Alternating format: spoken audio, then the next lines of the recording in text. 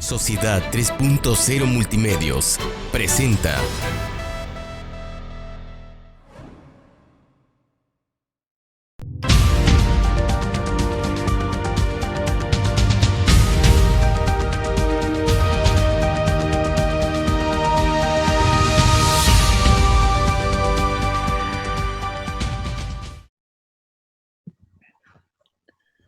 Hola, muchas gracias por estar en una emisión nueva de Testigos, que como siempre busca tocar los temas que nos pasan de largo, de los que no nos damos cuenta, de los que no percibimos o sobre los que no solemos reflexionar. A este señor que tienen ustedes junto a mí virtualmente, pero a la distancia, lo conocí hace un titipuchal de años. Yo tenía 26, creo, no, 25, y estaba recién llegado a Jalapa. Y me tardaría muchas horas, hablando de lo que ha sido profesionalmente, de lo que ha sido como persona, como padre de familia, como esposo, pero particularmente como amigo. Igual que a la mayoría de nosotros, la vida no lo ha tratado fácil, y sin embargo es un hombre de bien, es un hombre sin resentimientos, pero sobre todo, es un profesional extraordinario. Tiene una virtud: más de 60 proyectos profesionales llevados a cabo, algunos de ellos muy sofisticados, instalaciones de energía a base de gas, plantas de ciclo combinado, diseño de ductos industriales de alta potencia, pero también lo vi reconstruir, rehabilitar de una manera verdaderamente elegante, técnica, cuidadosa, todo el Palacio de Gobierno de Jalapa. Él es tabasqueño, pero en realidad es veracruzano porque desde niño está aquí, y yo creo que no hay duda alguna de que por su sangre corre mucho más, con cariño para los tabasqueños, por supuesto, la sangre del Pánuco y del Coatzacoalcos que la sangre de los ríos como el Grijalva, que tristemente han causado tanto daño a los paisanos y hermanos de Tabasco en estos días. Él es Alfonso Rodríguez Pulido, y en la parte que quiero abordar, tengo que decirles que cuando recibió su doctorado en arquitectura por la Universidad Politécnica de Madrid, solo había 3 doctores en arquitectura en México. Él fue el número 4. Es, yo creo que temido, hay que decirlo con claridad, por sus alumnos. Y para definir la personalidad de Alfonso, les cuento una anécdota. Me hizo el gran honor de invitarme a presentar una de sus publicaciones altamente especializadas sobre el papel del dibujo en la arquitectura. Cuando terminó la presentación, que fue en la Facultad de Arquitectura de la universidad, 3 o 4 de sus colegas docentes se me acercaron, y un par de alumnos, cada uno por separado, y me dijeron: lo sorprendente es que es obvio que leyó usted el libro. Pues, carajo, ¿cómo no lo voy a leer si lo tengo que presentar, no? Un libro de una profundidad. Imagínense lo que es mezclar la filosofía de la vida, lo que es mezclar el entendimiento de la historia en la técnica del dibujo con el proceso constructivo, con la evolución de los sistemas habitacionales y de infraestructura que a lo largo de 10,000 años de civilización se han construido. Es un libro que sin duda es para expertos, pero habla de la grandeza intelectual de Alfonso, que aparte de todo, pues es un gran diseñador, tiene una enorme cauda de proyectos diseñados, ha tenido empresa dedicada a hacer proyectos, que es la parte más difícil. Al final, cuando pones ladrillos, simplemente estás copiando un plano. El problema es hacer el plano. El problema es calcular los materiales que vas a necesitar y encontrarle a los espacios la funcionalidad adecuada, que es justamente de lo que queremos hablar. Hice un resumen, pero no se imaginan el tamaño del currículum y de la vida académica del doctor Alfonso Rodríguez Pulido, arquitecto egresado de la Universidad Veracruzana. De verdad te agradezco tu tiempo. No, Toño, eres muy amable con tus conceptos. La verdad es que creo que lo que más importa es mantener la amistad vertical y lo demás ya es anécdota que se puede contar y de alguna forma cuando lo dices, pues bueno, pues la verdad es que pues es digno de amigos contarla de esta manera. Pues a la disposición, yo estoy totalmente entusiasmado con la posibilidad de platicar, de charlar aquí y pues bueno, estoy totalmente dispuesto y a la orden. Ya no dije cuántos proyectos arquitectónicos fueron diseñados por Alfonso, pero muchísimos. Él, por ejemplo, fue un rehabilitador de la hacienda de Xochimilco, el proyecto del Museo del Transporte, que ahora es, por fortuna, una oficina pública funcional, la oficina del DIF estatal, que además él mismo rehabilitó y él mismo rediseñó para convertirlo en una oficina funcional, son de su autoría. ¿Qué más tienes diseñado en Jalapa, Alfonso? Bueno, está otra oficina también que es el Crever, que es un edificio que le tengo mucho cariño, que es un edificio de rehabilitación El también. Centro Estatal de Rehabilitación de Veracruz, el Rehabilitación. CREVER, fue un diseño de Alfonso. Y es una obra de arte. Y aparte funcional, eficaz. Estuviste a punto de morir, no te lo esperabas, de repente una cardiopatía, una enfermedad del corazón, y te enfrentaste a una circunstancia que tengo que preguntarte, ¿te cambió la perspectiva de la vida? Sí, de hecho, venía de un poco antes. Yo sentía que algo iba a pasar.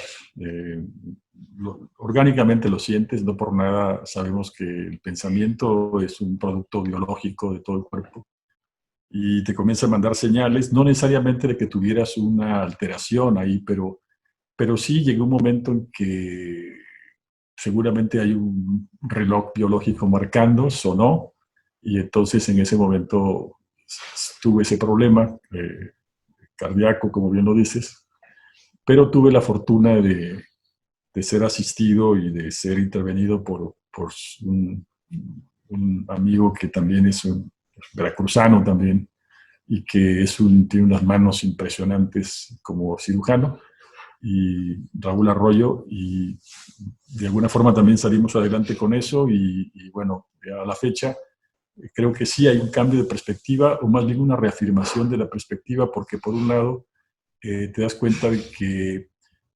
tienes, como en los partidos, tiempos extras, que tienes que jugar con más intensidad no para ganarlo, porque eso no lo vas a ganar nunca, eso tarde que temprano esto se tiene que terminar como todo punto biológico, pero la intención es, creo, ayudar lo más que se pueda. En este caso, yo tengo una posición como profesor y de alguna manera creo que voy encontrando muchísimo talento en la universidad, y eso hace que te sientas con obligación de ayudar a que se desarrollen y bueno, y escribir lo que se pueda y hablar como contigo con lo que pueda.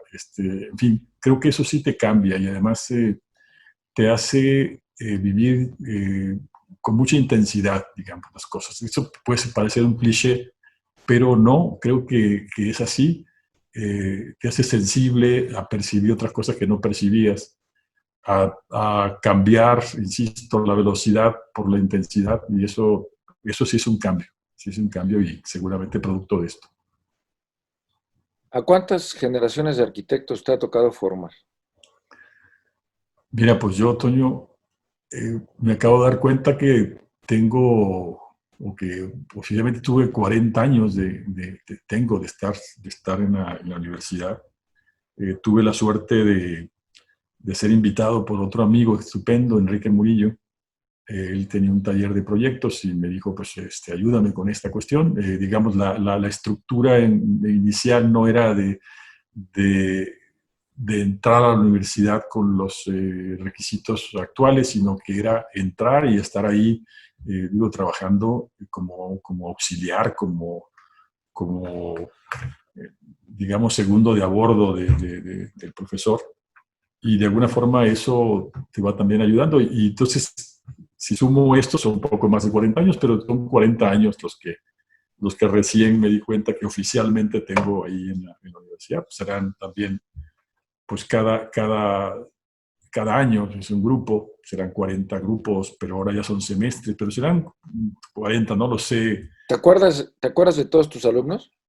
No, tengo una especie de sistema personal que me lo instalé hace mucho tiempo, que era personalmente olvidarme de los nombres en el tiempo que yo estaba trabajando porque me gusta más ver lo que hacen. O sea, que lo que hace alguien comience a construir el nombre de la persona, no el nombre para después acordarme y relacionarlo. Aunque ya después, con el tiempo, este hacer tan intenso también de muchos de ellos me va haciendo que sí, que yo los vaya recordando poco a poco. Y algunos obviamente acaban siendo mis amigos también. Y eso es lo que más valoro de esta cuestión, el hecho de que con el trabajo la gente me diga eso, que después de trabajar acaban siendo amigos míos. Esto me enorgullece y me pone muy contento. Mi sobrino fue tu alumno, tengo Sí, claro. a muchísimos hijos de amigos y conocidos que han sido tus alumnos, y por eso me atrevo a decir, sin temor, sin recato, que muchos te dan la vuelta, que eres un maestro temido por la dificultad de tus clases. Dicen que en general la arquitectura es muy pesada, tan pesada o más que medicina, que es una licenciatura muy demandante, pero que incluso más que ingeniería.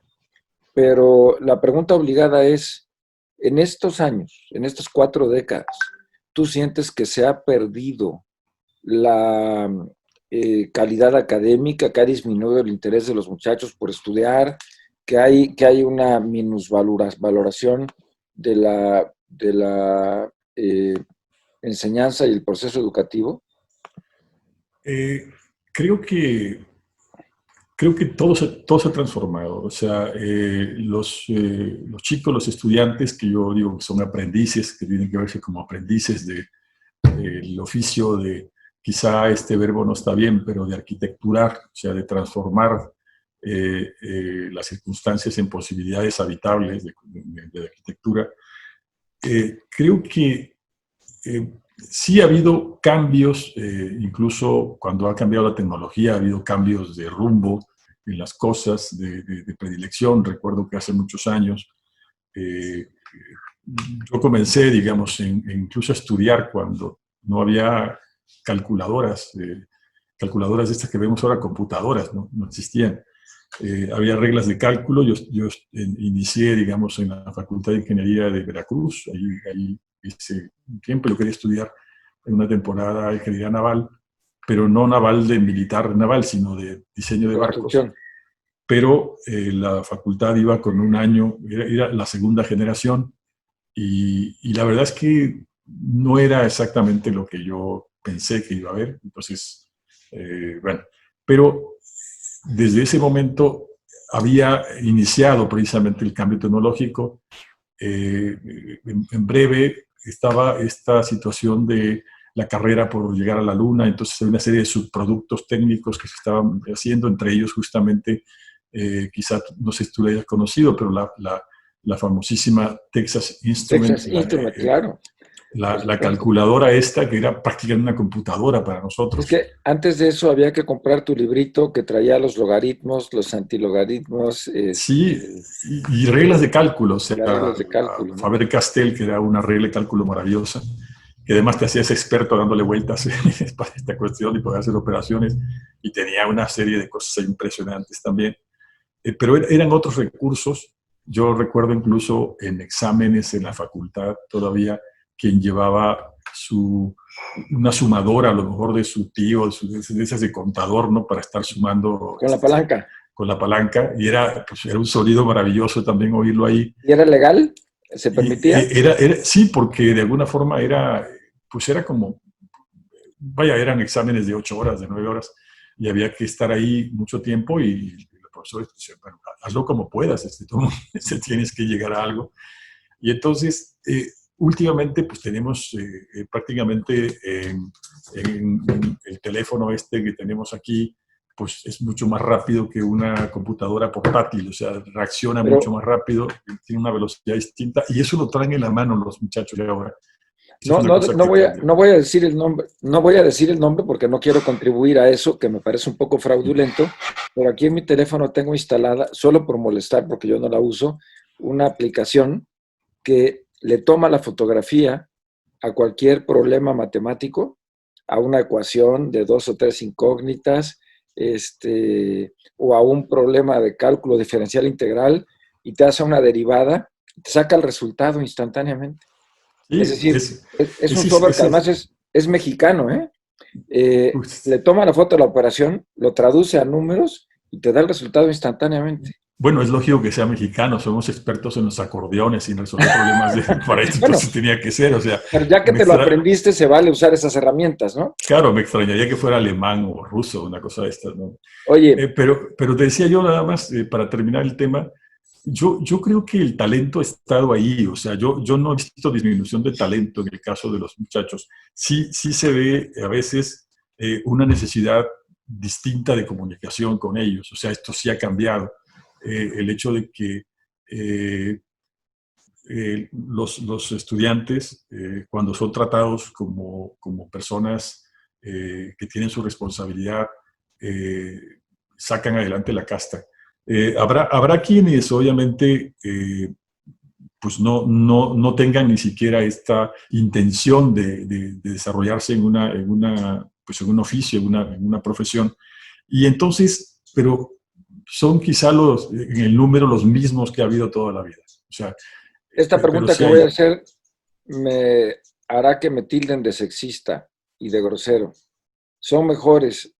Yo sé que la arquitectura es científica, sé que es una ciencia, sé que está sustentada en el método científico, pero tiene mucho de artístico, tiene mucho de sensibilidad, tiene mucho de buen gusto, tiene mucho de comprensión de las necesidades humanas. Y eso me lleva a preguntarte, ¿son mejores las arquitectas que los arquitectos? Bueno, hay una diferencia. Bueno, vamos a ver también esto, tiene que ver con lo que me estás contando en el periodo este. Cuando nosotros estábamos estudiando, había en la facultad, que éramos 800 estudiantes, habría 20 compañeras, estudiantes para toda la carrera. Actualmente, las estadísticas nos están indicando que hay cerca del 60% de mujeres y un 40% de varones. O O sea, sea, es más mujeres totalmente estudiando natural. arquitectura que varones. Sí, y ¿A qué lo atribuyes? generalmente, bueno, por un lado, quizá porque, bueno, también ha crecido la población académica, pero además creo que hay una diferencia a veces en las mujeres que tienen también una proclividad a una disciplina diferente en el caso del hombre. Yo no quiero decir que sean mejores ni peores, o sea, es distinta. eh, y de alguna manera encontramos eso y se invierte una situación que es bien curiosa.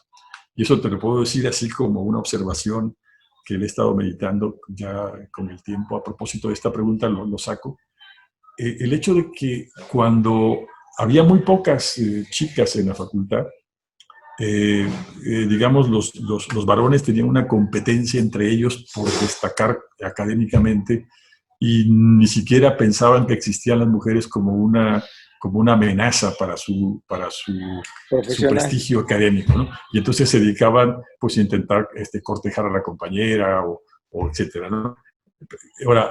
Ahora es al revés un poco, yo comento, ¿no?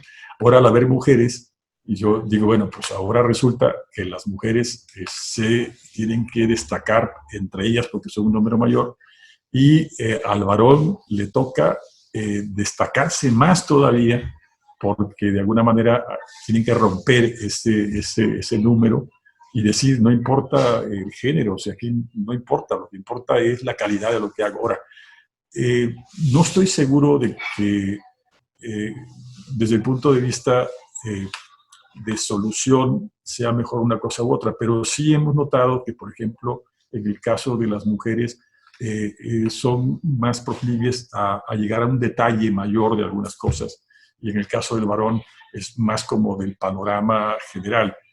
Esta, quizá, digo, no lo quiero atribuir a eso, yo no soy experto en esta cuestión, pero digamos, me hace recordar un poco a esta visión arcaica de la visión biológica, histórica del hombre como el que sale a buscarse el alimento afuera, y entonces El mira el bruto, campo distinto, el sí, bruto. bruto, distinto, y que tiene una visión panorámica general, y la mujer que se desarrolló sobre todo en la interioridad, en la organización de las cosas, de la comida, entonces eso genera seguramente un elemento diferenciado. Yo no quiero hablar ni de los roles, ni mucho menos, ni que sea esta una camisa de fuerzas, pero me refiero que quizá hay alguna cuestión Una profunda, aptitud biológica que les da biológica, eso es, que sale cuando hay detalles, o sea, y lo he escuchado incluso, por ejemplo, en el área legal, de que también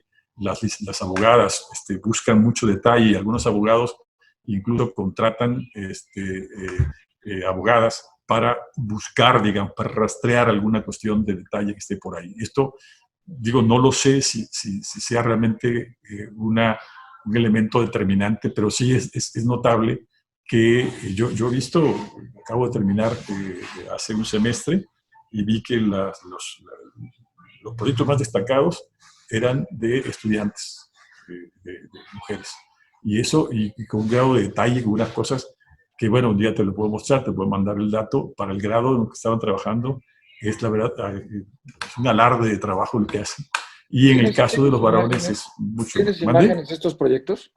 Las tengo, aunque las tenemos, digamos, en una página de Facebook, porque ahí sí ¿Pero no podemos usarlas para compartirlas con el público?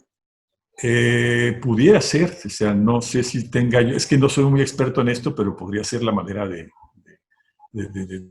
O por lo podría menos poner la intentarlo. liga para que la gente interesada los pueda visitar.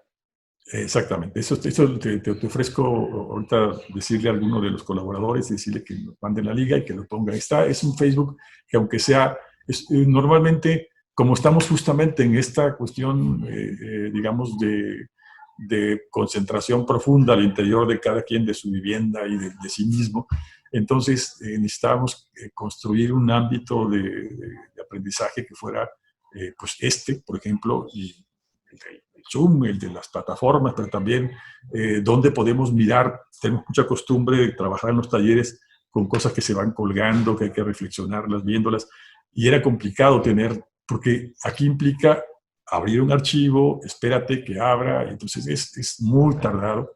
Entonces jugamos como con varias plataformas alternativas, y una de ellas fue construir una sala, en el caso de Virtual. Facebook, virtual privada. Entonces ahí suben sus cosas y aparecen todos los dibujos, todas las cosas que van haciendo, exploraciones, y se convierte en una especie de galería permanente que es una maravilla. Encuentro unas cosas ahí que dice, bueno, ¿y esto a qué horas, no? Lo hicieron, pero muy bien, es muy sorprendente esta capacidad Y aparte que que, a tienen. diferencia de otras tareas, estas no se pueden copiar, las tienen que hacer. Sí, hay una cuestión también que también el sentido ha cambiado, como bien has mencionado. Eh, ya se ha ido dividiendo claramente las producciones. Como tú sabes, la arquitectura, como muchas cuestiones, es un acto social, es una construcción social. Un arquitecto es muy difícil que haga solo las cosas, siempre está interactuando con otros especialistas, con otras áreas técnicas, con otras áreas humanísticas o lo que fuera. Y se necesita que haya estas maneras de que se puedan interactuar, que puedan trabajar. Pero dijiste algo también muy al principio, que esa es justamente la clave y la razón de ser de que se formen los arquitectos. Si no, se formarían en una escuela técnica para pegar, como bien dices, un ladrillo con el otro. Esa es la construcción. Pero la otra cosa es, bueno, ¿y qué hago con estos 3, 4 ladrillos? ¿Cómo los acomodo de forma tal que yo resuelva un problema humano?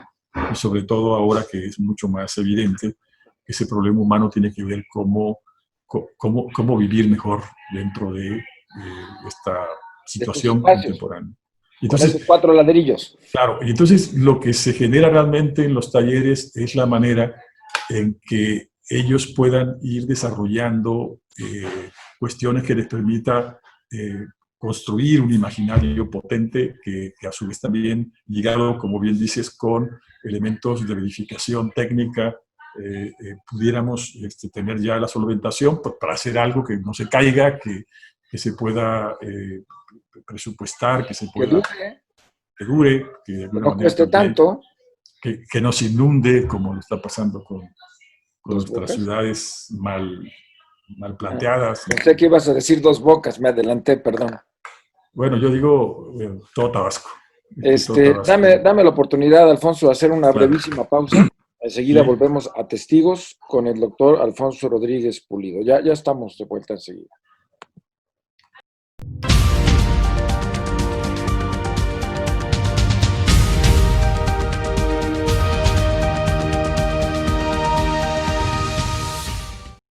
Si quieres marcar la diferencia y buscas nuevos retos, 25 años nos respaldan impartiendo educación en el estado de Veracruz. Somos una institución de prestigio con alta calidad educativa. Ofrecemos 14 licenciaturas, 18 especialidades, 8 maestrías y 4 doctorados. Disfruta de un mundo de grandes posibilidades gracias a los planes de estudio, costos accesibles, el programa de becas y las distintas modalidades de enseñanza. Porque tu futuro es nuestro principal objetivo. Ven, pregunta e inscríbete. Universidad IBES.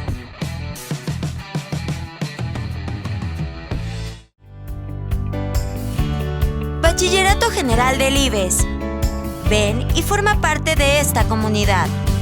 Excelencia educativa, costos accesibles y programa de becas.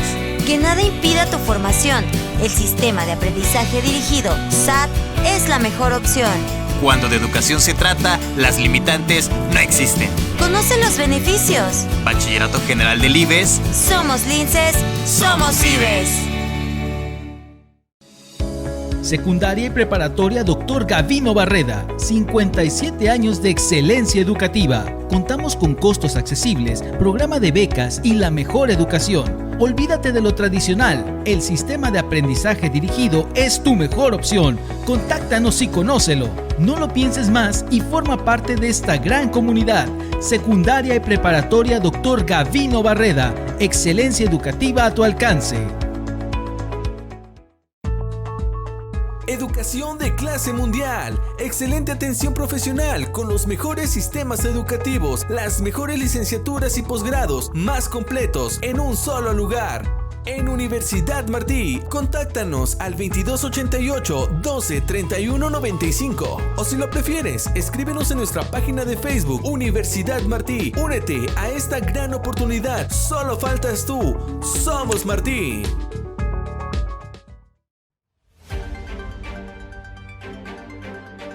Mantente informado a través de las plataformas de Sociedad 3.0 Multimedios. Somos un portal de noticias, radio por internet y televisión.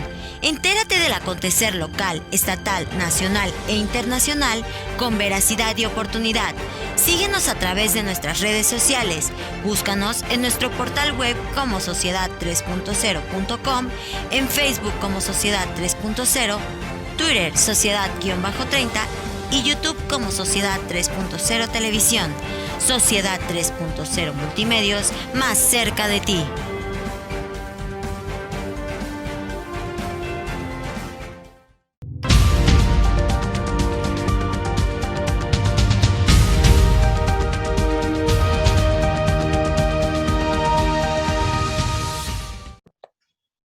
Estamos de regreso en Testigos a través de Sociedad 3.0 con el doctor en arquitectura Alfonso Rodríguez Pulido, 40 años de docente en la Facultad de Arquitectura de la Universidad Veracruzana, autor de una cantidad infinita de proyectos arquitectónicos, experto en diseño y, lo más importante de todo, un genial, como ya lo vieron, ser humano.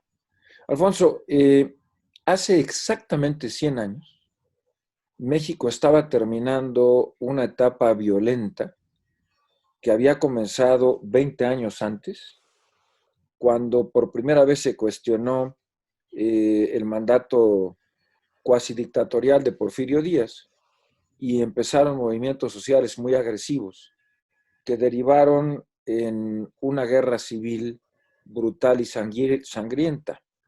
En ese momento México tenía 17 millones de habitantes y los cálculos más conservadores y más objetivos hablan de que de ese millón se murió uno. Es decir, la Revolución Mexicana le costó a México la muerte de 1 millón de compatriotas.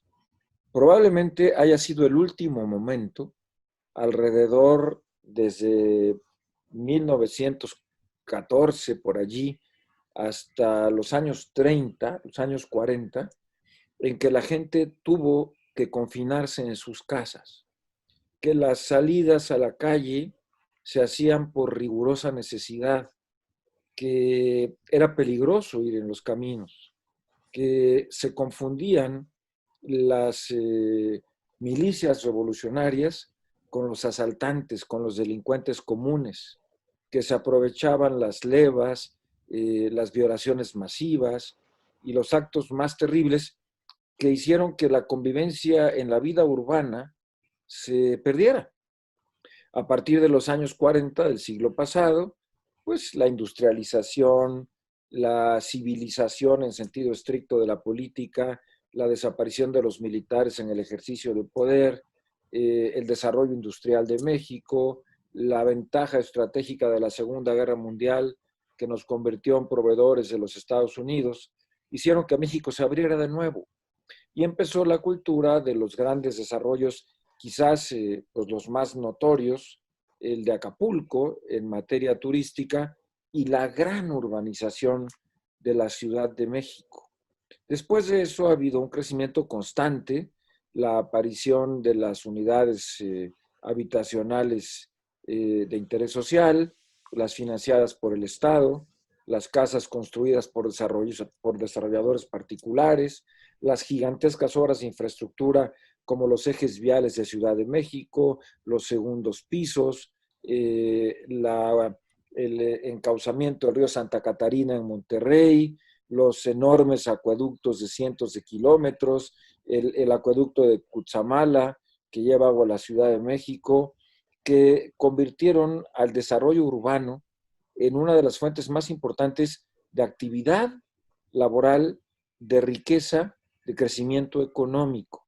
Y por supuesto, la masificación del trabajo constructivo. Hoy, a pesar de la crisis, a pesar de los problemas económicos, la arquitectura sigue siendo, la construcción, perdón, sigue siendo una de las fuentes más importantes de desarrollo económico. Sin embargo, 100 años después, un bichito, un mugre bichito microscópico, nos obliga a regresar a nuestras casas y a encerrarnos so pena de muerte. En esta ocasión no es una banda de revolucionarios, en esta ocasión no es una leva forzosa, sino una epidemia. Y tenemos que regresar a vivir confinados.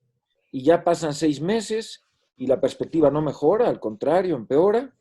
Y ojo, descubrimos que lo que habíamos construido, que lo que habíamos hecho, resulta que se nos convierte en una especie de prisión, que los espacios nunca se prepararon para esta circunstancia y que no solamente vivir a través de la informática y de las computadoras como lo estamos haciendo hoy, sino estar encerrados en nuestras casas, genera opresión, genera depresión y produce angustia. Fracasó la arquitectura, Alfonso. ¿No se preparó para esta circunstancia? Bueno, creo que... Te estás riendo con ironía cuando te hago esta pregunta. ¿Por qué? Bueno, lo que pasa es que creo que esta es una circunstancia, como bien dices, de una cuestión inédita, pero que además tiene una dimensión enorme porque no solamente nos paramos en México, lo interesante de esta especie de experimento que se está generando y con los resultados que van a pasar, independientemente de toda la catástrofe humana causada por esta partícula biológica, como bien se dice, se hizo que fuera un parón sincrónico mundial. O sea, no paró México, no paró, sino que de pronto estamos parados en todo el mundo.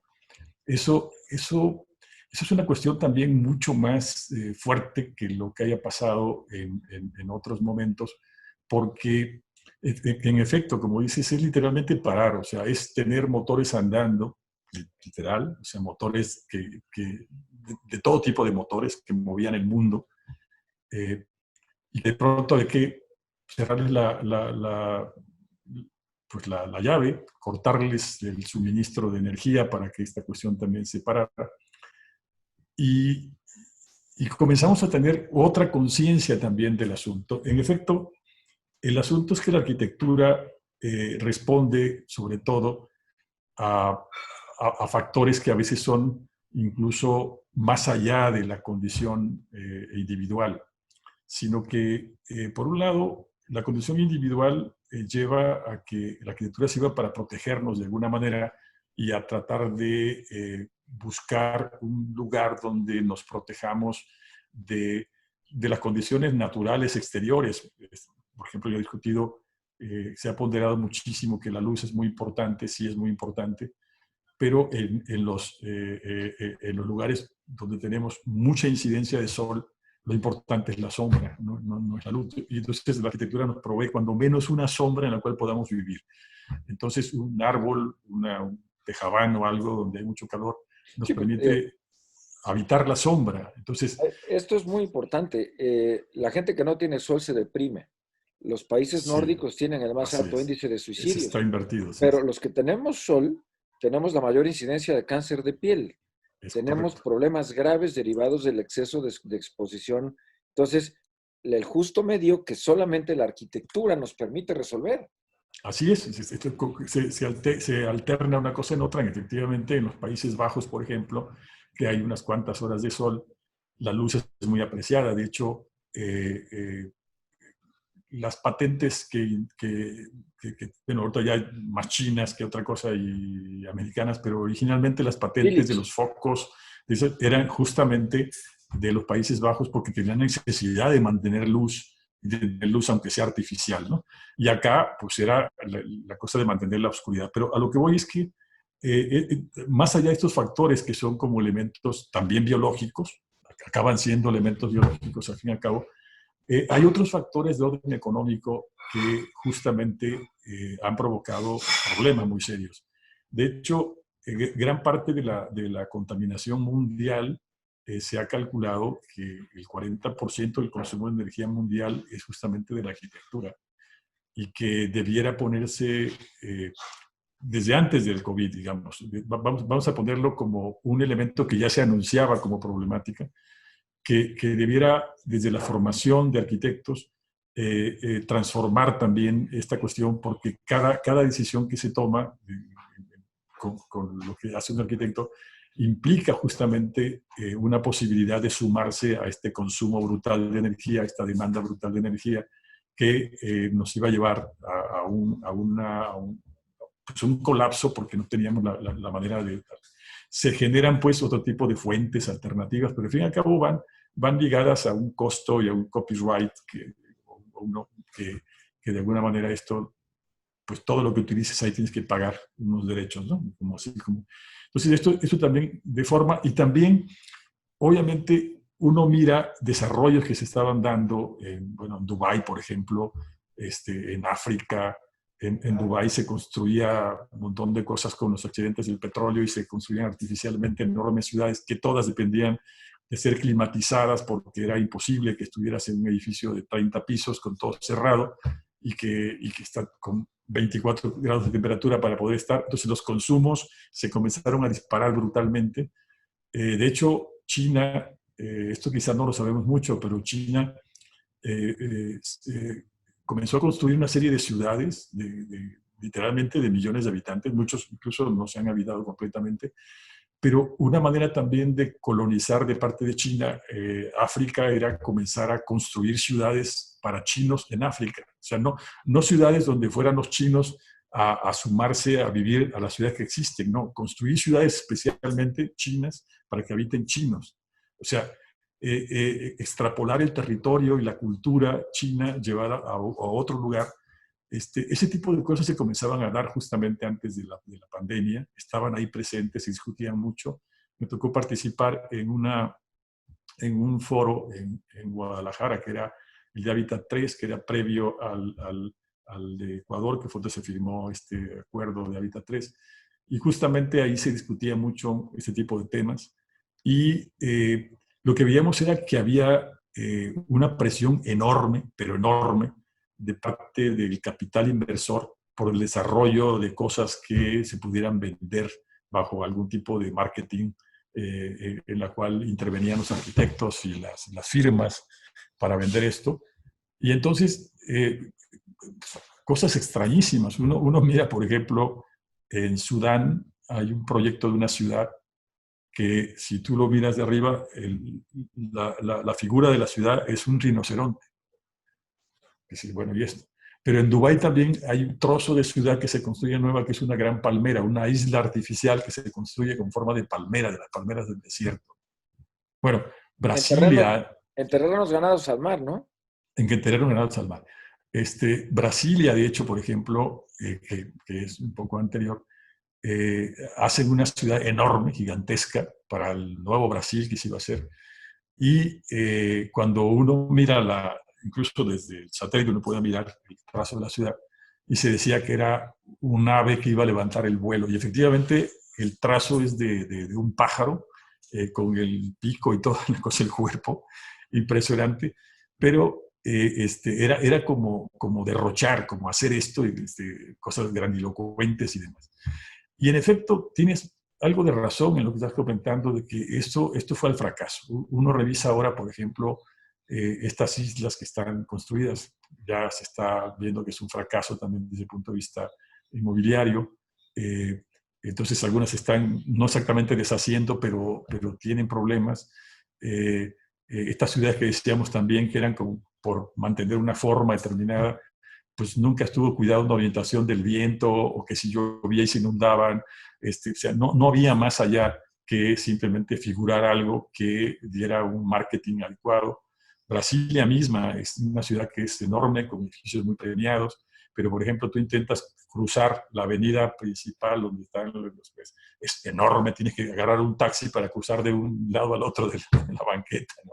Es increíble el nivel de escala que se da. Entonces, eso ya comenzaba a tener problemas desde antes. O sea, las ciudades comenzaron a reclamar una necesidad de interacción humana, y comenzaron también a regresarse.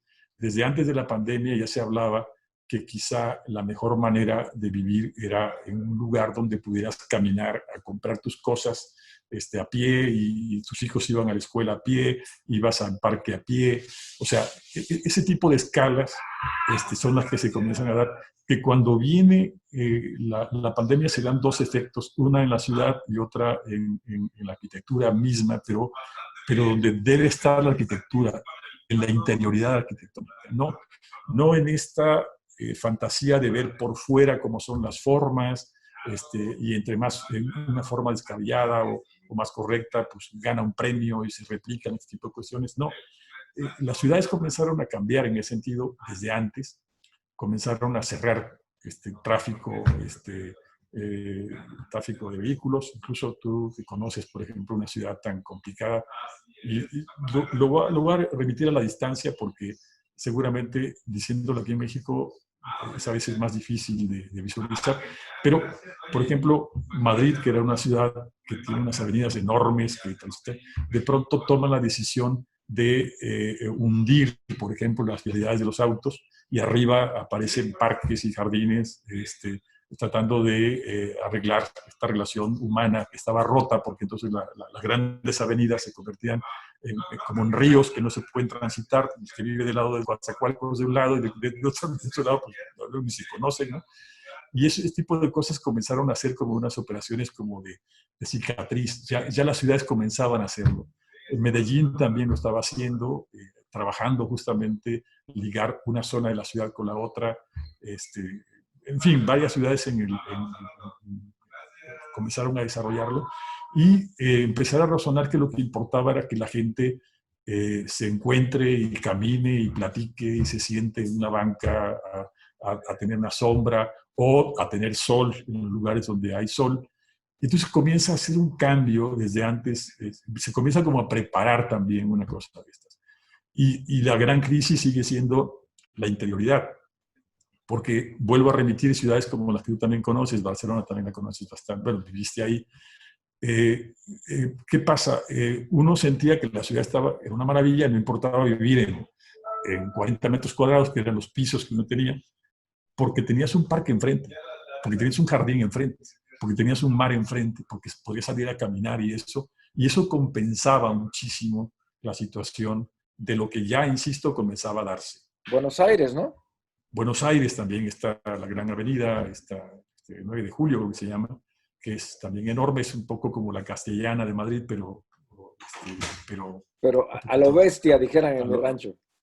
Sí, a lo burro, muy grande, ¿no? Oye, Alfonso, ahorita que te escuchaba, me hiciste recordar dos cosas.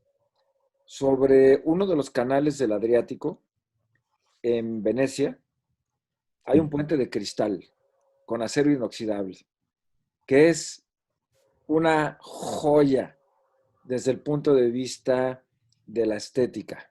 La escultura, sí. Lo hizo Calatrava. Calatrava, sí. Bueno, pero gastan millones en mantenerlo. Es un puente resbaladizo. En Venecia siempre llueve. Y las demandas están a la orden del día, ¿no? Es un problemón. La gente se cae, se resbala. Sí. Y me queda perfectamente claro que fue un puente hecho para las apariencias y no para la utilidad. Para la publicación, sí. Y ahorita que hablaste de un piso de 40 metros, hablaste de verdaderamente un penthouse de ricos, porque hay espacios, en Tokio, por ejemplo, en Corea, en donde una familia vive en 20 metros cuadrados. Sí, 16 metros cuadrados incluso se ha registrado. O 9 metros cuadrados en París también. Se generó por la especulación inmobiliaria y por este apetito mercantil una arquitectura de las apariencias que abandonó la función, que abandonó la calidad de vida. Sí, mucho hay de eso. De hecho, en México tenemos un antecedente con cuando se desarrolló, me parece irracionalmente, esta explotación de decir, vamos a dar la casa a todo el mundo, y había un montón de créditos, no me acuerdo exactamente, ya no sé, hace 15 años, no sé cuánto.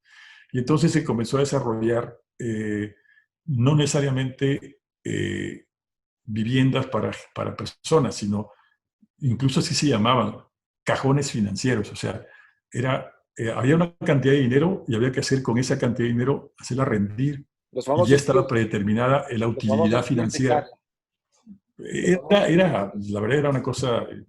Digo, ofensivo, ¿no? Hay quien, digo, no quiero ser peyorativo ni grosero, pero auténticamente eran unos palomares, unas perreras por su tamaño, por su falta de luz, por la mala calidad de la construcción. Ahora, hay una cuestión que precisamente ahora yo digo que se revalora, porque te comento que esto ya se estaba replanteando desde antes, pero ahora hay una obligatoriedad mundial. Lo que decías, hay un confinamiento o aislamiento, o yo digo una máxima concentración para no sentirme mal. Yo digo que de alguna forma me concentro más dentro de mi casa y demás. Necesitamos ejercer una suerte de domesticación también cultural, porque estamos muy, muy acostumbrados, y además es un problema social, es un problema, ahorita vamos a ver también de clima, el estar fuera. O sea, cuando estamos en estos climas que decíamos que hay mucho calor, que no hay recursos para estar pagando o Montreal, que es una ciudad subterránea porque están a 30 grados bajo cero. Estás abajo o vives afuera. Ahora, también es bien curioso que también hay un enfrentamiento previo, insisto, a esto, ni siquiera tiene que ver con esto, justamente con la cuestión cultural. Cuando se habla de que Europa y América se encuentran y que entonces hay un encuentro cultural y bueno, hay un dominio, hay una imposición de una manera de pensar, también viene una imposición de una manera de vivir el mundo. Hay que considerar que aunque en la época, de acuerdo al momento de fecha, cuando se comienza a construir América o México, de parte de todos los que vienen de Europa, coincidía con el Renacimiento, pero no eran renacentistas los que estaban llegando aquí, porque el efecto fue posterior, eran realmente medievales los que estaban llegando a construir acá. Y entonces la concepción del mundo era una concepción medieval. ¿Y cuál era la concepción medieval de la ciudad? Era cerrarse, porque por un lado te podían invadir y dentro de tu propia ciudad te podrían matar. Entonces, ¿qué pasa? Que la ciudad, las casas eran cerradas, sobre todo, recordarás que ahí tenían en la parte baja la producción, o la bodega de granos, arriba la casa no sé quién, luego arriba la casa del dueño.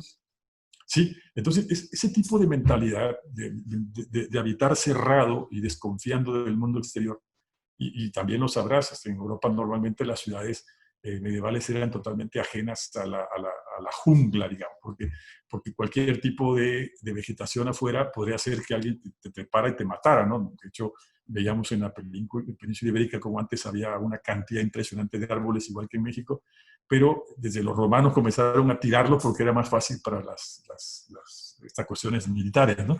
Pero bueno, cuando llegan acá, vienen gente que habita el interior o que está acostumbrada a vivir en el interior y a vivir encerrado en el interior. Y lo que construye es justamente eso, incluso los palacetes o las viviendas que construyen en lo que era la Ciudad de México, eran elementos cerrados y con cero vegetación, porque queda toda esta cuestión cultural de que la vegetación implica estar fuera, ¿no? Hay un viejo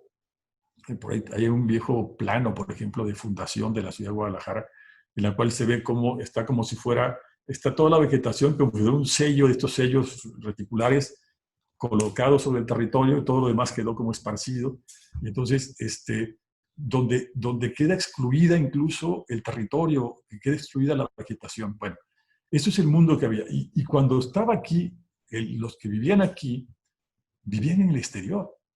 O sea, estaban acostumbrados, uno visita cualquier ciudad prehispánica y mirará que la gente no vivía dentro de las pirámides, vivía encima de las pirámides, encima de las plazas, se desplazaba completo. O sea, era opuesto culturalmente la visión del mundo, del habitar. Transitaban en agua, transitaban en canales de agua. Era otra cosa. Entonces, fue un choque enorme, y obviamente que el que cuenta las historias, porque domina las cosas, pues queda como esta parte interior. Pero bueno, ¿qué sucede?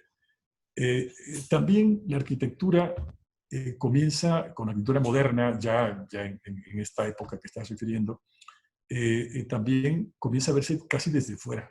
O sea, la arquitectura moderna hace un cambio también en Europa que incluye los servicios sanitarios dentro de la vivienda. Esa fue una de las aportaciones muy grandes. De hecho, hay mucha arquitectura moderna que estaba hecha en su origen como para elementos de sanidad, o sea, coincidiendo también con este gran problema que hubo a principios del siglo pasado en Europa, y que incluso varios arquitectos estuvieron internados, incluso no solamente por la cuestión de la peste de la fiebre de España que le llaman, pero también hubo una también de tuberculosis y de cosas de estas. De rabia producida por las ratas de los drenajes.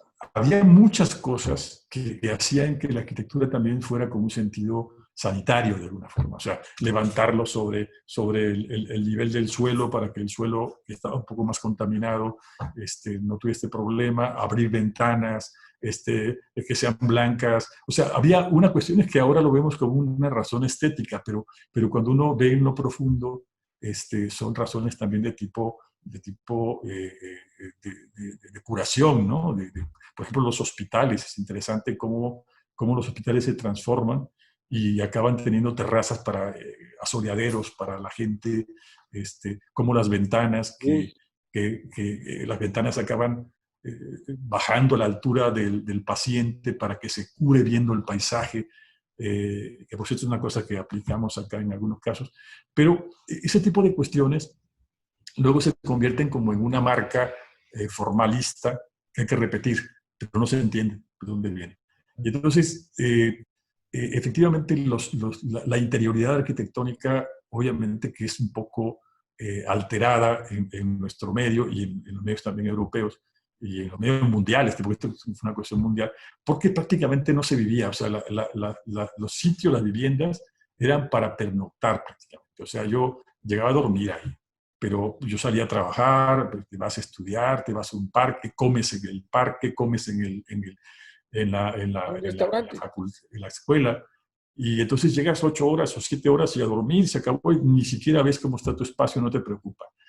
Pero ahora estamos obligados a redescubrir la interioridad, no solamente arquitectónica, sino también personal.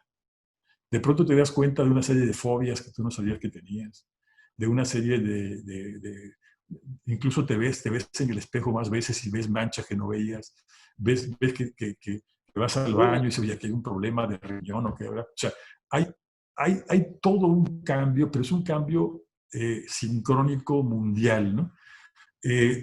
Hay una serie de producciones bien interesantes que están surgiendo. Bueno, que yo el primero que vi se llamaba Madrid Interior, que es una película que el periódico El País sacó gratis, que va contando historias distintas de gente viviendo en el confinamiento. O sea, fíjate que, curiosamente, y lo digo sin ironía, a mí los 15 meses de cárcel me prepararon.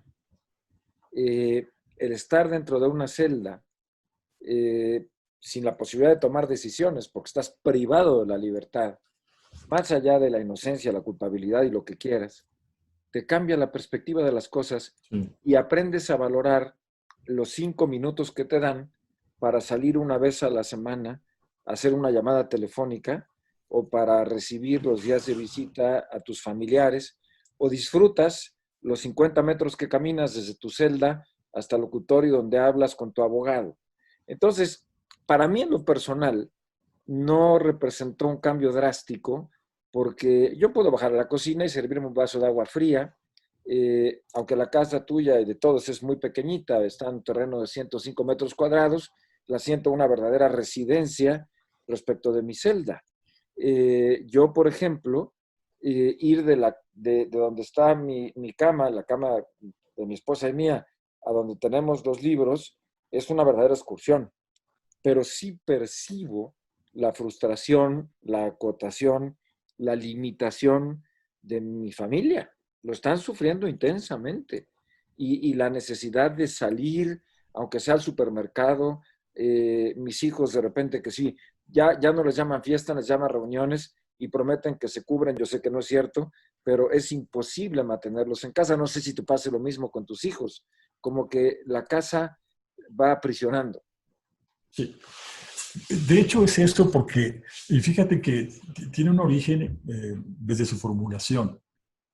Yo soy un crítico también a veces sistemático, porque sé que también cuando tú criticas algo, cuando opones intelectualmente, te opones a algo, pero te opones en una especie de juego intelectual, sacas muchas cosas a relucir y ves muchas de las cuestiones que están en el fondo de esto. Yo, por ejemplo, he dicho mucho que mucho de lo que nos pasa está provocado por un pequeño asunto que se llama programa arquitectónico, que es una cuestión desarrollada mucho, sobre todo en México. Estamos muy dados a que parte de importante de la labor de un arquitecto de información es que haga un programa arquitectónico.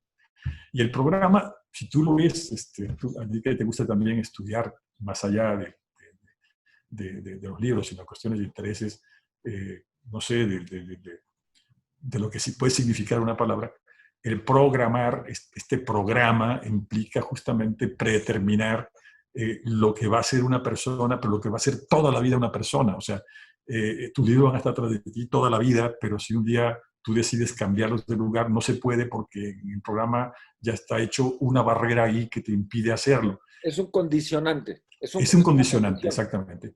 Entonces, en lugar de que el programa efectivamente lo podemos tener, pero como vuelvo a insistir, Toño, yo creo que hay un recurso de entender la biología de la naturaleza de nosotros para poderlo hacer. Pongo un ejemplo. En efecto, este vivir en el interior nos hizo comprender muchas cosas que se requieren dentro de un espacio para que también el habitar en el interior sea sano. Ese es un asunto. O sea, habitar la interioridad no tiene por qué desquiciarte ni por qué enfermarte. Pero hay condiciones que lo provocan sin que te des cuenta. El semestre pasado tuve oportunidad de trabajar con unos chicos, que era la primera vez que trabajábamos en este sistema, y nos dimos a la tarea de hacerlo, de trocar esa experiencia para vivir la parte interior, y nos dimos cuenta de que algunos, por ejemplo, decían, yo me recuerdo algunas cosas que me impactaron, como lo dijeron algunos de ellos, dice, es que sabe, llega un momento en que no soporto el calor que generan mi familia, o sea, como está en un espacio pequeño, generan calor, y entonces él reaccionaba alejándose y necesitaba que no hubiera ese calor. Y empezamos a estudiar qué pasaba con esa casa, y el chico en un principio ni siquiera sabía por dónde entraba el sol, no tenía la conciencia de dónde entraba el sol en su casa, porque no habitaba su casa normalmente. Entonces, no sabía si por la ventana tal es que entraba el sol y por tanto el norte estaba por allá y el aire pegaba por acá, y había necesidad de cambiar las cosas para que ese calor no se acumulara. ¿Mande? ¿Encontró una solución? Sí, bueno, lo van encontrando en la medida en que se van haciendo conscientes del asunto y se dan cuenta de que entonces hay elementos complementarios que tenemos que tener. Por ejemplo, tú y yo estamos trabajando aquí con esto, pero trabajar con una pantalla como experiencia sin moverse implica un problema físico que te va tarde que temprano a tener problemas. Entonces, por tanto, lo que hiciste hace rato, el tiempo suspendo, me paro, me salgo, tengo quizá un pequeño balcón de 1 metro cuadrado ahí que me pega el sol, el aire, abro, me entra una luz natural. O sea, hay cuestiones, vuelvo a insistir, son biológicas, que debiéramos considerarlas ahora en esta nueva manera de plantear la vida en la interioridad. Y eso es algo que, la verdad, es el gran laboratorio mundial que está pasando ahora, y vamos a encontrar estas cosas que estás diciendo. De pronto alguien saca una información de que no solamente vive en 20 metros cuadrados, vive en 9 metros cuadrados en París. ¿Qué es esto? Oye, y sin embargo, tienen la necesidad de confinarse. Ellos están confinados, como bien decías tú, a un espacio muy reducido en el cual se te hace insoportable que estés ahí, pero tienes que estar. Y entonces tu vida está afuera, porque es donde liberas, donde tomas aire, donde puedes caminar. Estas cosas tenemos que replantearlas, y ahí sí, te doy la razón, en cierta medida, ahí sí es un fracaso de la arquitectura. Y ahí sí es un fracaso también de las ciudades, porque las ciudades de pronto les dio por invertir en avenidas grandes, en calles de alta velocidad, para que los coches fueran bien, y no realmente en reflexionar que la ciudad también tiene que ser una extensión de tu vivienda, para caminar en un espacio seguro, que haya vegetación, que haya texturas, que haya, en fin, creo que pero además creo que esto se está replanteando, y ojalá que esta cuestión también mantengamos esa fuerza. Justo eso es lo que te quería preguntar, y por eso quería interrumpirte. ¿Esto tiene solución? Yo creo que sí, se están haciendo, digamos, intentos, pero que otra vez te digo, es como intentos de recuperar lo que ya estaba. Si tú ves, hay una cuestión muy publicitada, yo lo he comentado así, porque de pronto salió que unos urbanistas chilenos que están radicando en París sacaron una especie de declaratoria, una suerte de punto que pegó muy bien como marketing, que era la ciudad de los 15 minutos, ¿no? Esta ciudad que se podía recorrer y que preferentemente vas en bicicleta o a pie, no sé qué.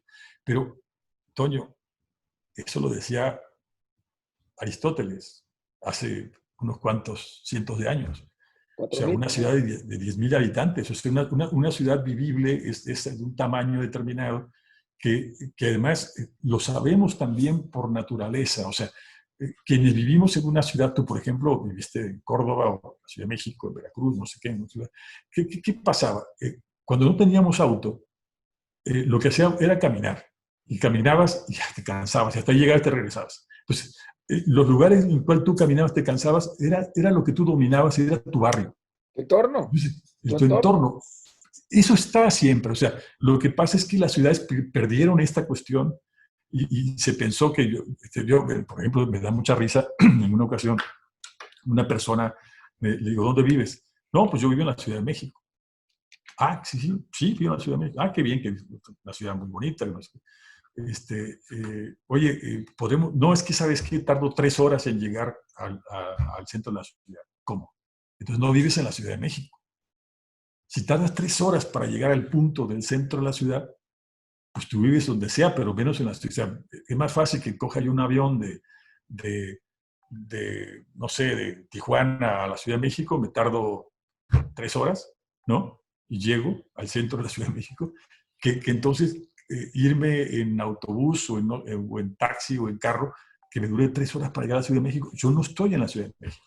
Entonces, ese tipo de escalas creo que se pueden recuperar, pero otra vez estamos hablando de una lucha con un poder económico inmobiliario que implica el crecer, digamos, en el sentido longitudinal todavía, en buscar suelos baratos, suelos que su implementación cueste menos, porque el costo de la vivienda se va a impactar en función de los metros cuadrados, y eso está dando al traste con muchas cosas, ¿no? Pero creo que sí se puede revertir, cuando menos en lo personal, comenzar también a tener el sentido de la escala donde vives. O sea, decir, a ver, yo vivo aquí, ¿qué es lo que tengo junto? Lo hacemos por razón económica, y entonces tú vas a la tienda de tu conveniencia cercana, caminas, tus hijos, pues si van a la escuela, bien, ahora van por internet, o sea, entonces sí, de complementos de transformación, creo que sí se podrá, pero sobre todo, yo insisto, tendrá que basarse en la unidad donde se habita la interioridad. Hay que recordar que la ciudad se construye con arquitectura.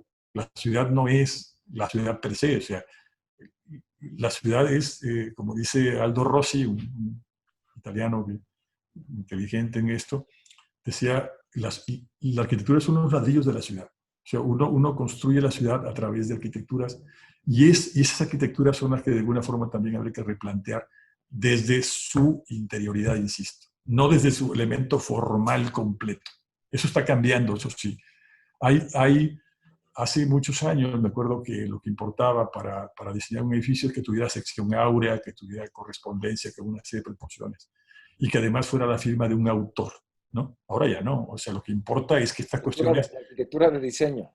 De diseño. Lo que importa es que esa arquitectura consuma menos energía, que pueda vivir bien, que las buenas temperaturas, que tengas relación con la vegetación, que tengas buena interioridad, relación... En fin, hay una serie de valores alterados, pero más bien se ven alterados para lo que había pasado, pero son recuperados para cualquier pueblo pequeño. O sea, un pueblo pequeño vive muy bien, por lo mismo. O sea, no por nada Macondo era el sitio, esta ciudad macondiana, yo digo, donde en verdad lo que nos enseña el Gabo ahí es que un pueblo es de la escala de las personas que puedas nombrar.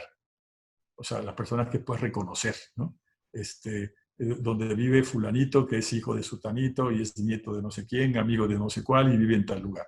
O sea, cuando ya tú dejas de nombrar a los habitantes de ese barrio, entonces ya esto ya comienza a ser inhabitable. Claro, oye, deja de ser una utopía regresar a lo pequeño, ¿eh? Consta. Oye, cuando no sabes el nombre de tu compañero de edificio, cuando vas en el ascensor en tu propia casa y no eres capaz de decir buenos días o buenas tardes a tu vecino.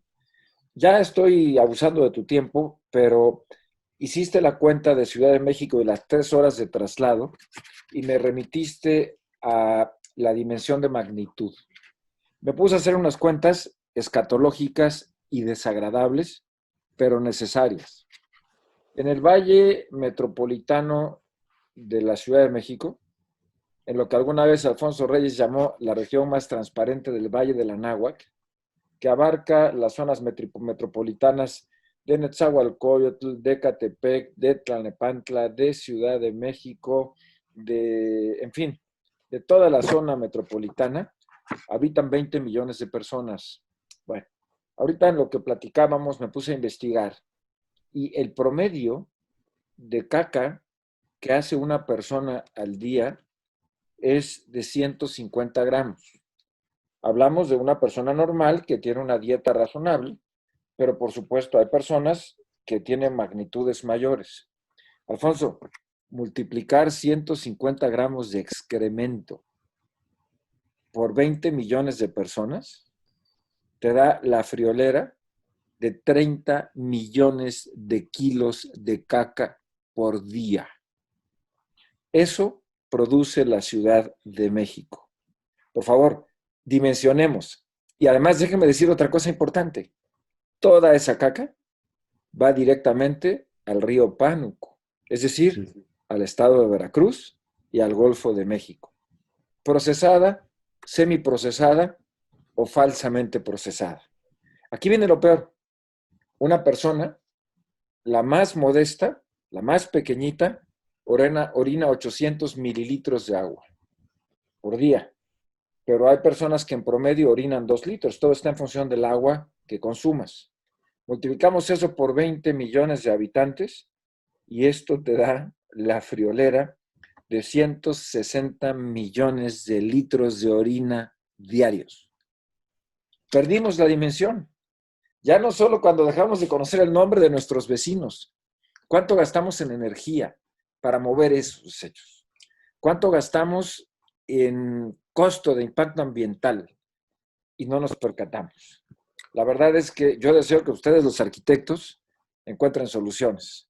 Porque si no, quién sabe qué le vamos a dejar a nuestros hijos. Pues mira, lo que pasa es que para empezar, las ciudades son inabarcables, incluso son impensables, digamos, en términos absolutos. ¿Habías hecho estas cuentas? No, yo conocí una cuenta que me parecía distinta, me parecía simpática, pero extraña, y obviamente venía de un matemático, y ahora ya te remito con él, Ricardo Arauca, que él no conocía la Ciudad de México, el país no lo conocía, entonces lo invitaron a venir acá y dice, bueno, voy a ir a México a conocerlo, pero tengo que saber algo de México, decía él, ¿no? Entonces, supo que eran en ese momento 100 millones de habitantes, un poco lo que me estás comentando. Entonces, dijo, a ver, ¿y qué territorio tiene? Ah, pues que son 2 millones de kilómetros cuadrados, una cosa así. Y entonces, dijo, a ver, ya de pronto pude medir lo que era la diferencia entre, por ejemplo, Alemania o Inglaterra o España comparado con México. Entonces, mira, yo lo que vi es que México, si todos sus habitantes, pero además mira el tipo de cosas que hace, que es casi de locura, tú es escatológica, pero esto es casi criminal. Decía, mira, si yo cojo a todos los, una persona, el volumen, mide tanto por tanto, no sé qué, y suponiendo que se pudiera reducir a, pues no a cortar en cachitos, sino a diluir un poco para esto y extender esto en todo el territorio nacional. Entonces, México era, no sé, unos cuantos milímetros de espesor, ¿no? Comparado con 1 centímetro que estaba en Italia. O sea, era para ver las densidades, o sea, era una cosa de locos, ¿no? O sea, que si hiciera la cuenta en Canadá, no valdría la pena. No valdría la pena. Y otra cosa que dijo también, que revisando otras cuentas que son muy simpáticas, que además dan con la mentalidad de los matemáticos en lo que están pensando, platicó una vez, estábamos comiendo, me dice, yo he sacado algunas cuentas extrañas. Fíjate que me puse a pensar que si fuera esta cuestión de lo del alma, fuera cierto, de que cada persona tiene un alma, ¿no? que cada cuerpo tiene un alma, entonces, dice, me he puesto a revisar cuántas personas ha habido habitando en el mundo desde que el mundo es mundo, o sea, haciendo unas cuentas por acá y cuántos habían. Entonces, ha habido tantos millones de habitantes en el mundo, y actualmente son tantos billones, por tanto. Dice, entonces, si sacamos una cuenta, en verdad es que no alcanzan las almas para toda la gente que está actualmente. Y seguramente por eso hay tanto desalmado, dice. Entonces, es una cosa aplicada, muy simpática, pero me parece que son estas informaciones, como la que acabas tú de dar, que desconciertan, pero que además generan un impacto en lo que sería justamente no el convencimiento, no convencer, sino conmover. O sea, de alguna forma esto te mueve a pensar, y es como todas estas cosas, ¿no? Yo no creo, yo desafortunadamente no creo que los arquitectos en sí mismos puedan resolver esto, porque los arquitectos no están estudiando cuestiones de soluciones humanas, desafortunadamente, y luego menos los urbanistas, porque el problema de los urbanistas muchas veces es que se dedican justamente a atender, el hermosearlos, como el salón de fiestas para que lleguen la gente a montar los edificios o algo y se luzca muy bien al interior. Pero eso tampoco resuelve el asunto. Entonces, hay que regresar a vivir con dignidad y comodidad. Yo creo que hay que regresar un poco a repensar las cosas desde el origen, creo yo, y eso es ser originales, ¿no? Otra vez, volver al origen. Y entonces, hay muchas cosas que han habido y que hemos tenido ya la escuela histórica que podemos revisar. Y ha habido grandes fracasos, y ha habido grandes aciertos. Y ha habido ciudades, yo lo que te puedo decir, por ejemplo, de una ciudad que yo conozco, que me pareció, en el momento en que la fui, una ciudad muy inteligente, una ciudad no hecha por urbanistas desde el punto de vista del embellecimiento de la ciudad, sino por un jardín, por ejemplo, por un jardinero. Refieres a Córdoba, seguramente. Bueno, fíjate que es una ciudad que curiosamente está hecha por un jardinero, digo yo, el razonamiento general. ¿Curitiba? No, ese es más antigua, es en este caso Mendoza, Argentina. Pero Mendoza me pareció una ciudad muy inteligente porque más o menos a mediados del siglo XIX se destruyó con un sismo. Era una ciudad mucha de adobe, una ciudad de fundación española. Se destruyó. Y entonces había un problema que estaba dado. O sea, estaba en una zona sísmica, está junto a la cordillera de los Andes, en la parte baja de la cordillera de los Andes, en la zona de Argentina. Y entonces la destruyó un sismo y había que reconstruirla, la ciudad, había que plantearla de nueva fundación. Y entonces hubieron decisiones bien inteligentes que se tomaron ahí, que uno las mira y que es sorprendente, pero que más son tan simples, Antonio, o sea, tan elementales. ¿Cómo qué? A ver, por ejemplo, se fueron colocando grandes manzanas de parques públicos que estaban... uno cada 10 cuadras, ¿no? Exacto. Pero así está Buenos Aires también. Bueno, es que quien arregló Buenos Aires en términos de jardinería fue el mismo jardinero Carlos Tais, que hizo la parte de acá de Mendoza. O sea, estaba en Buenos Aires en ese momento y se lo llevaron a Mendoza para que les ayudara ahí con todo este tema. Entonces, ese tipo de cosas era, si temblaba, corrías al parque.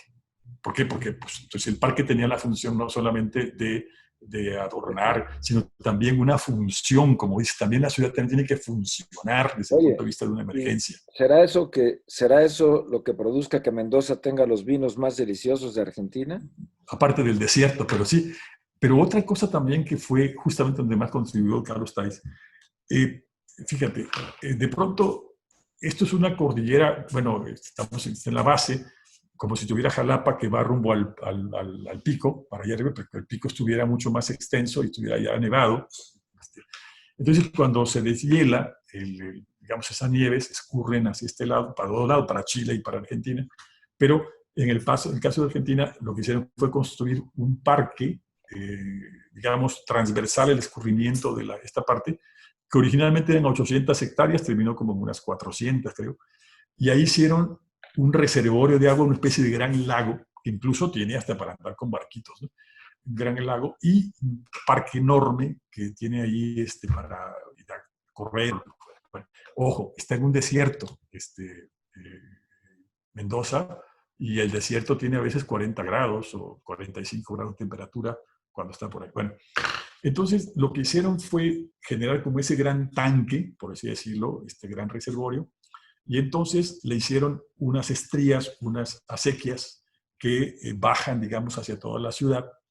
Y esas acequias lo que hacen es que se siembra una cantidad de árboles en las calles y esos árboles son el personaje central de la ciudad. O sea, todos los árboles están totalmente registrados, casi con el número, dónde están, la especie y todo, el tamaño que tiene, la edad que tiene. Entonces esos árboles van creciendo y van tapando, haciendo túneles de sombra en la ciudad. Y no hay que regarlos porque la propia gravedad hace que el agua escurra y se vaya dando. Entonces, bueno, ¿cuál es el resultado de esto? El resultado es que tú estás con 40 y algo de grados en el desierto y entras a la ciudad y corre el aire y la temperatura puede estar a 27 grados. Toda la ciudad. Entonces dice, bueno, ¿y esto qué demonios está pasando acá? Dice, ¿por qué ¿por qué no hemos sido tan inteligentes a nivel urbanístico de poder replicar este tipo de cuestiones acá? Bueno, ¿Jalapa podría pues ser no. así? ¿Mande? ¿Jalapa podría ser así? Bueno, Jalapa tiene la ventaja de que la temperatura promedio, pues a lo mejor anda en 20 y algo de grados y a veces baja más. Sí, pero y a veces, la bronca es que Jalapa ha tenido días con mayor concentración de contaminantes atmosféricos que Ciudad de México. Sí.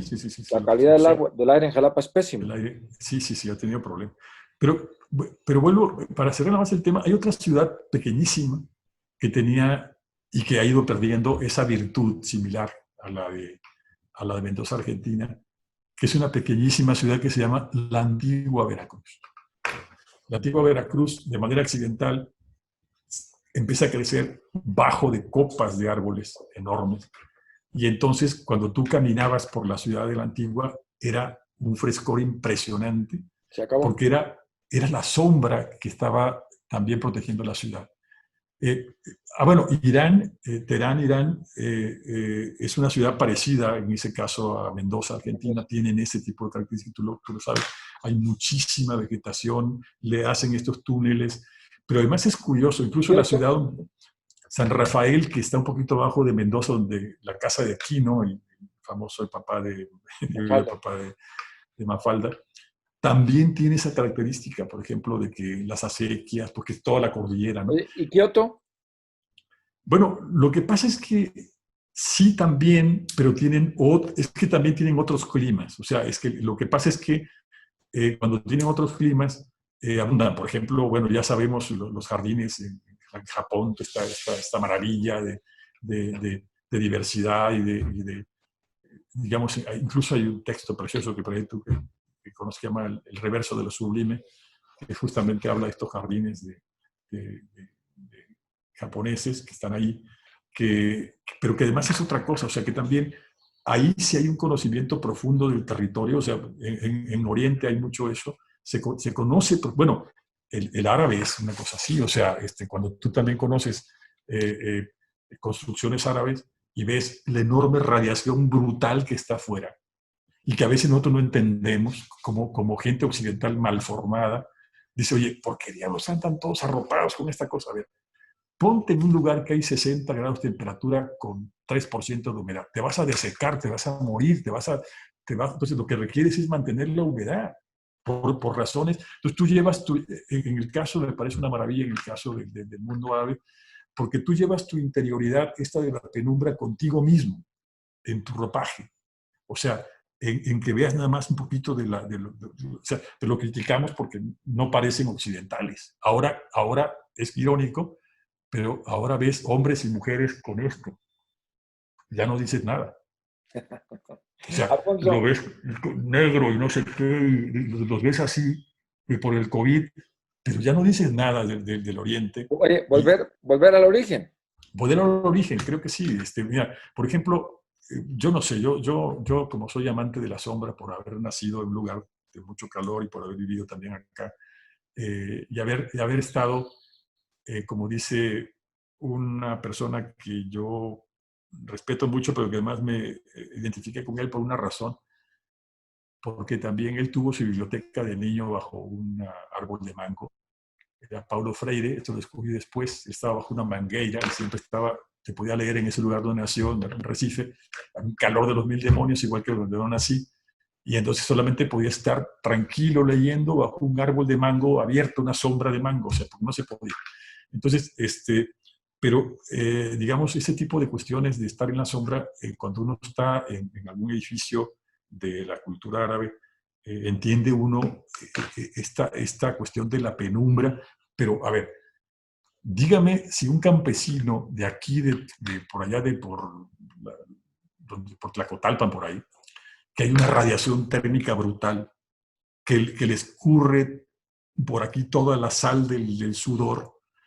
Estas personas, cuando entran a un espacio habitable de estas viviendas campesinas, están apenumbradas.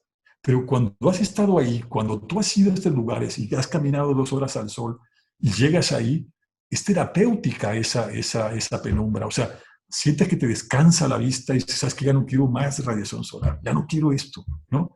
Y este es un asunto de la interioridad también que nos lleva a poner ventanas por todos lados, como locos. La modernidad es, espérame, también la penumbra también es adecuada. No se puede descansar, dormir sin penumbra. El justo medio, ¿no? El justo, entonces hay cosas que sí creo que es una gran oportunidad. Creo que sí, yo bueno, soy un optimista, tengo que serlo obligadamente, empedernido, y creo que sí se tiene que cambiar, y se tiene que cambiar también desde la formación, o sea, hacer más incidencia en la formación de los, en este caso, nos toca a los arquitectos, justamente que revisen más el aspecto de profundidad, de interior, porque además si estás bien en el interior, si estás sano en el interior, creces como persona y también, pues la sociedad también se cura, se sana, ¿no? No estamos tan histéricos. Bueno, como los diputados, pues ellos ahora quién sabe qué hacen porque estaban acostumbrados, la mayoría, a estar en la chorcha. A cachetearse ahí en la cámara. Pues sí, pero ahora pero en la cámara de Zoom, ¿no? Porque ya no pueden hacerlo ya en la cámara. Ya no pueden Alfonso, ir en la cámara. podría estar contigo 10 horas más y no acabaríamos. Te agradezco tu tiempo, tu generosidad y esta exquisita charla. La vamos a repetir, tenemos que hacerlo porque hay tantas cosas de qué hablar. Mucho que aprendimos. Voy a empezar a juntar para ir a Mendoza. No se me hubiera ocurrido. Sí, no. Rodríguez, Y antes de... Muchas gracias. Ándale, pues. Que te vaya muy bien. Saludos a la familia, por favor. Ya lo vieron, no hay más que decir. Un genio de la arquitectura y además un gran insigne maestro de la Facultad de la Universidad Veracruzana. Nos vemos pronto. Le espero. Gracias. Muy amable, demasiado generoso. Gracias. Bye. Hasta la próxima. Sociedad 3.0 Multimedios presentó